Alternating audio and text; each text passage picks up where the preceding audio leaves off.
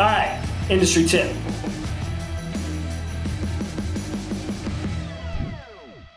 My recommendation as a designer, stay simple. A lot of people are really doing well with just simple designs. Get it out there, get people to love your stuff, get people to follow you, and then if you want to do something more complicated, then we can go and continue on. But when you're first starting out your brand, stay simple. Don't overthink it. Have fun with it. Get some followers, get some feedback, and go from there.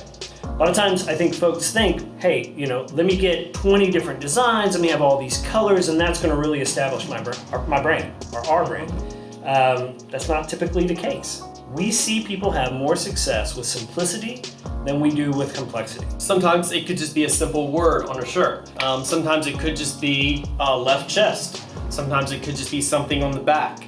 Anything that can really get your brand across. What's the message you're trying to send? That's what you're trying to get out there. Now, go out there, find your passion, Live it. turn that passion into a brand, Do it.